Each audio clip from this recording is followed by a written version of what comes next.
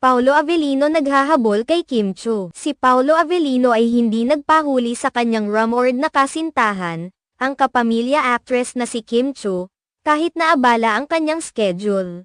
Isang patunay ng kanyang dedikasyon sa kanilang relasyon ay ang kanyang pagsisikap na maglaan ng oras para kay Kim sa kabila ng kanyang hektek na mga gawain. Matapos ang isang event sa Cebu, kung saan abala si Paolo sa pagganap at mga commitment, nagpakita siya ng kahangahangang determinasyon upang makauwi sa Manila ng mas maaga. Kahit na malakas ang pagod na dulot ng kanyang biyahe at mga responsibilidad, hindi niya pinabayaan ang pagkakataon na makasama si Kim Chiu para sa kanilang weekend bonding.